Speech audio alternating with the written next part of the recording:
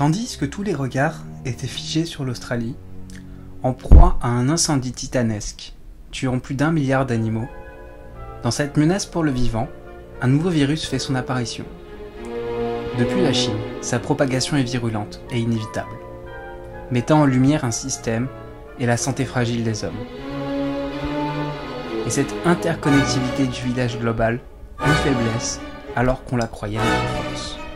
Dès lors, c'est toutes nos habitudes qui sont bousculées. Notre façon de vivre, de faire et de voir les priorités. Ce n'est pas un système qui s'effondre, mais nos valeurs. Nous rappelant que nos libres-échanges creusaient le gouffre qui sépare les continents, mais nous rendant interdépendants tout en nous rapprochant. Qu'avons-nous délaissé ou oublié en route pour éprouver les limites et l'urgence humaine d'aujourd'hui? Une agriculture saine qui, de facto, aurait allégé un système de santé à bout de souffle? Ou notre vision du travail et l'aménagement du temps? Faut-il être encore frappé d'une nouvelle crise mondiale pour enfin réagir? En quelques jours, des réseaux d'entraide de quartiers se sont créés ou renforcés pour les plus démunis. Les producteurs agricoles et artisanaux ont développé, pendant la crise, des circuits courts qui vont s'ancrer dans le quotidien des Français.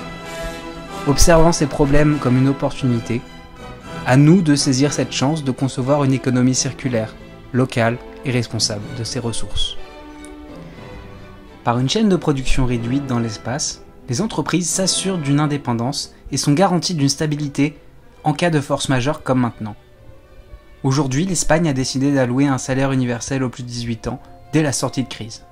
Cet argent dépensé dans les biens et services, espérons-le locaux, boostera l'économie nationale et sera source d'abondance pour tout le monde.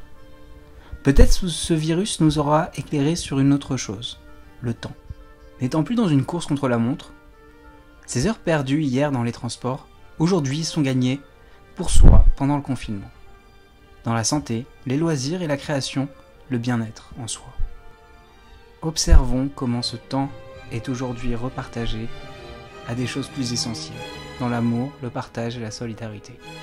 Au sortir de cette crise, allons-nous continuer comme avant ou envisager un système plus sain et donc en soi plus libre?